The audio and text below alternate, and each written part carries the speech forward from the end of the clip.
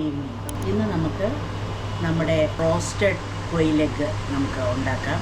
അതായത് കാടമുട്ടയുടെ റോസ്റ്റഡ് കാടമുട്ട. അത് അധികം വെള്ളം ചേർക്കാതെ നല്ല പെരണ്ടിരിക്കുന്ന പോലെ ഒരു പെരളൻ കാടമുട്ട റോസ്റ്റ് നമുക്ക് ഉണ്ടാക്കാം. അതിന് വേണ്ടുന്ന ഇൻഗ്രീഡിയൻസ് എന്തൊക്കെയാണെന്ന് നോക്കാം. കാടമുട്ട ഒരു 1/2 കിലോ എടുക്കണം. പിന്നെ നമ്മുടെ ഉള്ളി അരിഞ്ഞത്, ചെറുതായിട്ട് അരിഞ്ഞത് അതൊരു 3-4 ഉള്ളി എടുത്തോളൂ. പിന്നെ തക്കാളി ചെറുതായിട്ട് അരിഞ്ഞത്, പിന്നെ ഇഞ്ചി വെളുത്തുള്ളി ചെറുതായിട്ട് അരിഞ്ഞത്, പിന്നെ മല്ലിയില, പുതിനയില, കറിവേപ്പില അത് 3 ഇലകളും കത്രിക കൊണ്ട് കണ്ടിച്ച് അവസാനം ഇട്ടാൽ മതി. പിന്നെ ഗീ ഇച്ചിരി, നമ്മുടെ നെയ്യ്, പശുവിൻ നെയ്യ് ഇച്ചിരി ഉപയോഗിക്കണം ഒരു രുചിക്ക് വേണ്ടി. പിന്നെ നമ്മുടെ കോക്കനട്ട് ഓയിലിനകത്താണ് ഉണ്ടാക്കുന്നത്. പിന്നെ നമ്മുടെ മസാലക്കൂട്ടുകൾ, അതായത് മല്ലിപ്പൊടി, കൊച്ചു ജീരകം, പെരുംജീരകം, മല്ലി, ഗരം മസാല, മഞ്ഞൾ പൊടി, മുളക് പൊടി. ഞാൻ നമ്മുടെ കാശ്മീരി മുളക് പൊടിയാണ് ചേർക്കുന്നത്. അയമോദകമാണ്, അജ്വൈന്, കുരുമുളക് പൊടിച്ചത്, കായപ്പൊടി, ഒരു ആംചൂർ പൗഡർ, അതായത് ഉണക്ക മാങ്ങ, പച്ച മാങ്ങ ഉണങ്ങിയ അതിൻ്റെ പൊടി, മാങ്ങാപ്പൊടി. കടുക് നമ്മൾ താളിക്കാനായിട്ട് 1 or 2 പിഞ്ച് പഞ്ചസാര ചേർക്കണം. പിന്നെ വെള്ളം വേണം. ഇത്രയും സംഗതികളാണ് നമുക്ക് വേണ്ടത്. നമുക്കിത് ഒന്ന് ചെയ്യാൻ നോക്കാം. അതിനായിട്ട് ഞാനിവിടെ നോൺ സ്റ്റിക്കിൻ്റെ നല്ല ചുവട് കട്ടിയുള്ള ഒരു കടായിയാണ് എടുത്തേക്കുന്നത്. നമുക്ക് വലിയ ഫ്ലെയിമിലോട്ട് വയ്ക്കാം. നമുക്ക് കത്തിക്കാം.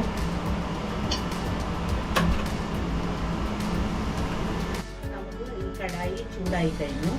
നമുക്ക് ഇതിനകത്തോട്ട് ഒരു 1.5 ടേബിൾ സ്പൂൺ വെളിച്ചെണ്ണ നമ്മൾ ഒഴിച്ചു. അതിനകത്തോട്ട് കുറച്ചൊരു 1 ടീസ്പൂൺ നമുക്ക് നെയ്യൂടെ ചേർക്കാം. നെയ്യ് ഒരു ടേസ്റ്റിന് വേണ്ടിയാണ്. നെയ്യ് എപ്പോഴും ശരീരത്തിന് നല്ലതാണ്. അപ്പം അതിൻ്റെ അകത്തോട്ട് നമുക്ക് ഒരു ചെറിയ സ്പൂണ് കടുകിട്ടു. കടുക് പൊട്ടാൻ തുടങ്ങി. അന്നേരം നമുക്ക് കുറച്ച് പെരുംജീരകം, കുറച്ച് ജീരകം, കുറച്ച് കൊത്തമല്ലി ഇട്ടു. അത് ഒന്നിതാകുമ്പോൾ അതിനകത്തോട്ട് നമുക്ക് ഇഞ്ചി വെളുത്തുള്ളി അരിഞ്ഞു വച്ചേക്കുന്നത് നമുക്കിടാം.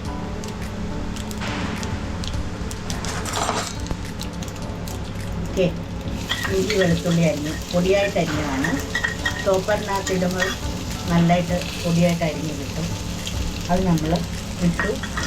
അതിൻ്റെ കൂടെ നമുക്ക് അതിനെ ഒന്ന് വഴറ്റാം.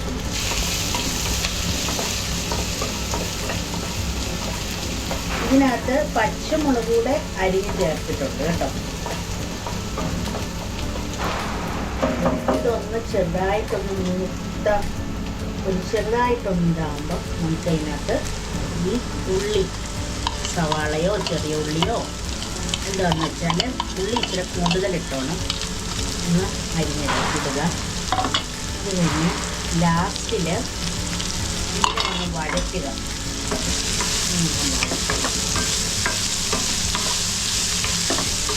വഴന്ന് കഴിയും. ഒന്ന് ചെറുതായിട്ടൊന്ന് ചെയ്ത് കഴിഞ്ഞിട്ട് ഇനി നമുക്ക് ഈ തക്കാളിയും കൂടെ അങ്ങ് ഇടുക. ഇപ്പം ഞാൻ ഒരു ആവശ്യത്തിന് ഇത്രയും എടുത്തിട്ട് ഇങ്ങനെ പതുക്കെ ഇങ്ങനെ ഇടുക കേട്ടോ. കേട്ടോ, നമ്മുടെ മനോധർമ്മം പോലെയാണ് ഉപ്പ് വരുന്നത്. അത് കുക്ക് ചെയ്ത് പരിചയമുള്ളവർക്ക് അത് മനസ്സിലാവും.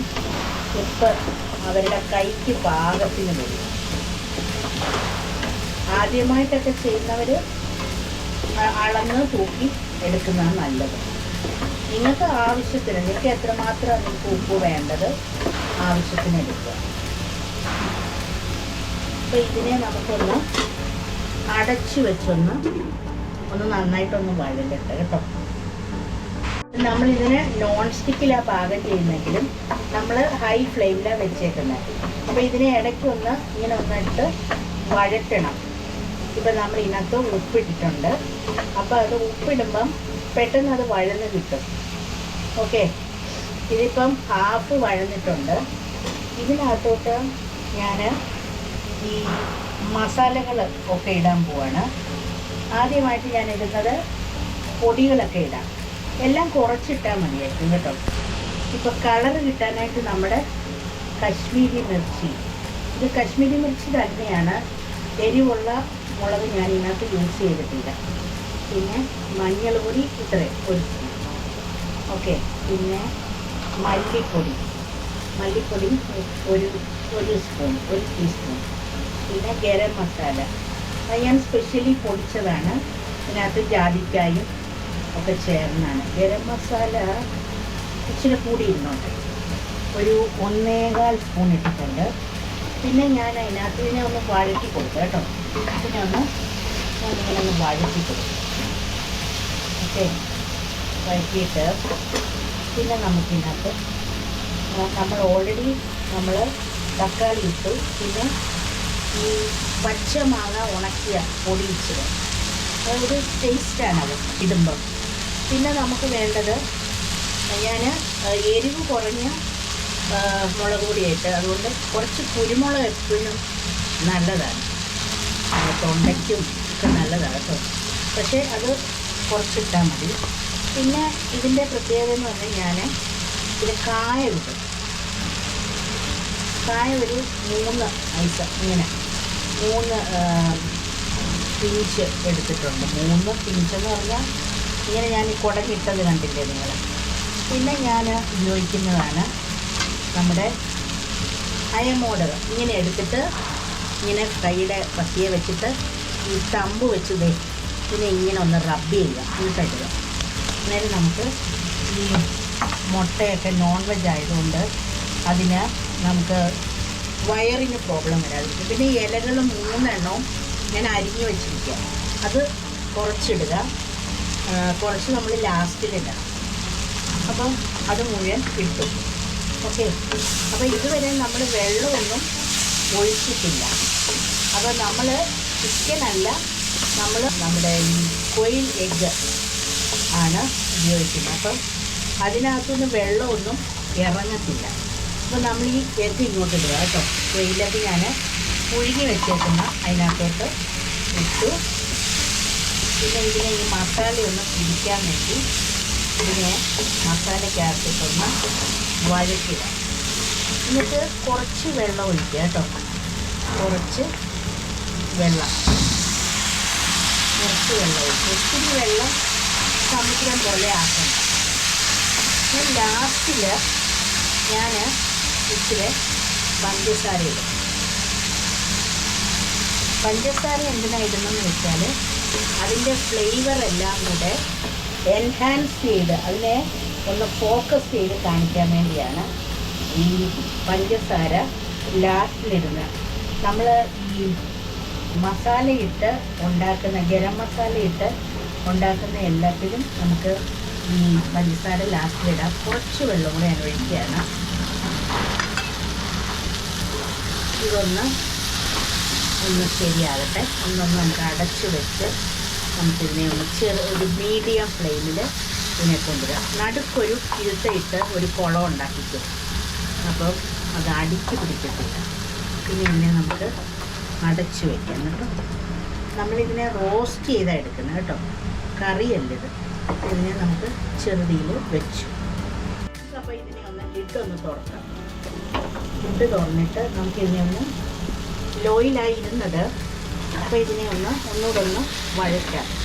കണ്ടമാനം വഴറ്റരുത്, മുട്ട പൊടിഞ്ഞു പോകരുത് കേട്ടോ. പിന്നെ ഇതിനകത്ത് ഞാൻ ഇച്ചിരി ഒരു ശകലം നാരങ്ങയുടെ ഒരു മൂട്ടിന്ന് കണ്ടിച്ച് ഒരു ശകലം നാരങ്ങ നീര്, വിറ്റമിൻ സിയും കൂടെ ഇരുന്നോട്ടല്ലേ. അപ്പം അതിട്ടു. പിന്നെ ഞാൻ അതിനെ ഒന്നുകൂടെ വഴറ്റി. പിന്നെ ഞാൻ ലാസ്റ്റിൽ ഈ അമുലിൻ്റെ ഫ്രഷ് ക്രീം കിട്ടും. ഫ്രഷ് ക്രീം ഇല്ലെങ്കിൽ നിങ്ങൾ ഇച്ചിരി പാലെടുത്ത് അതിനകത്ത് കോൺഫ്ലവർ കലക്കിയിട്ട് നിങ്ങൾക്ക് യൂസ് ചെയ്യാൻ പറ്റും.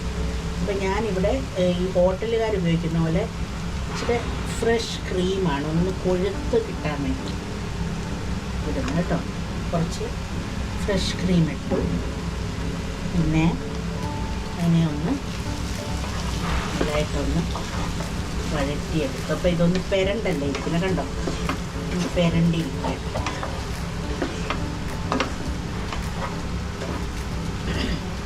പിന്നെ വേണമെങ്കിൽ ഇച്ചിരി ഒന്ന് ഒരു ശകലം വെള്ളം ഒഴിച്ചൊന്ന് നീട്ടാൻ പറ്റും കേട്ടോ. ചൂടൊന്ന് നീട്ടി ഒരു ഹൈ ഫ്ലെയിമിൽ വെച്ച് അതിനെ ഒന്ന് വഴറ്റി ഒന്നുകൂടെ ഒന്ന് മൂടി വെക്കാം. ഒന്നുകൂടെ ഒന്ന് മൂടി വെച്ചിട്ട് ഒരു 2 മിനിറ്റ് ഇരിക്കട്ടെ. 2 മിനിറ്റ് കഴിഞ്ഞിട്ട് നമുക്ക് അതിനെ എടുക്കാൻ പറ്റും. അപ്പോൾ ഇത് 2 മിനിറ്റ് കഴിഞ്ഞ് നമുക്ക് തുറന്നിട്ട് ഇങ്ങനെ ചെറുതിയിൽ വെച്ചിട്ട് നമുക്കിതിനെ ലാസ്റ്റിൽ ഇങ്ങനെ ഒരു ഗാർണിഷ് ഒക്കെ ഇട്ടു ഇതിനെ ഒന്ന് തട്ടിപ്പൊട്ടി ഒന്ന് ഇളക്കി മറിച്ച് എടുക്കും.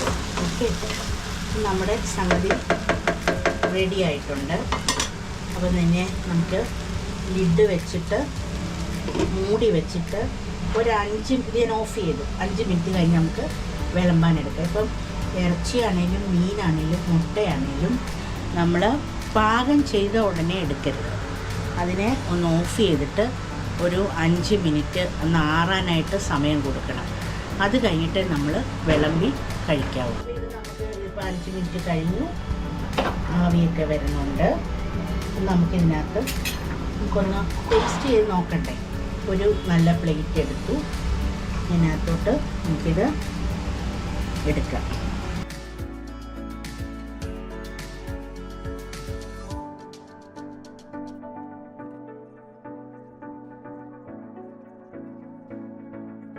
അപ്പം ഞാൻ തന്നെ ടേസ്റ്റ് ചെയ്യാം അല്ലേ മോനെ? അപ്പം നമുക്ക് ടേസ്റ്റ് ചെയ്ത് നോക്കാം. കാടമുട്ട റോസ്റ്റ്, ഡ്രൈ റോസ്റ്റ് ചൂടാണ്, നോക്കാം.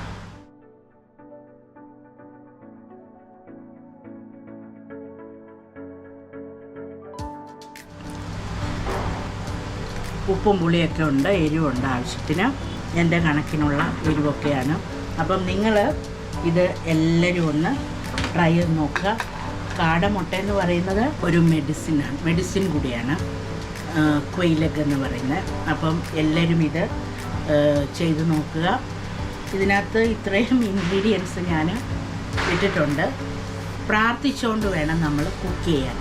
അപ്പോൾ നമുക്ക് മുകളിലൂടെ ഊപ്പർസെ ഒരു ഡിവൈൻ ബ്ലെസ്സിങ്സും കൂടെ ദൈവം നമുക്ക് ഇതിനകത്ത് തരും എന്നാണ് എൻ്റെ വിശ്വാസം. ഇത് നമുക്ക് നമ്മുടെ ചപ്പാത്തിയുടെ കൂട്ടത്തിലോ അല്ലെ പത്തിരിയുടെ കൂട്ടത്തിലോ അല്ലെ ചോറിൻ്റെ കൂട്ടത്തിലോ ഇടിയപ്പത്തിൻ്റെ കൂട്ടത്തിലോ ഒക്കെ നമുക്കിതിനെ എൻജോയ് ചെയ്യാൻ പറ്റും. അപ്പം എല്ലാവരും എൻജോയ് ചെയ്ത് നോക്കുക. Okay, all the best.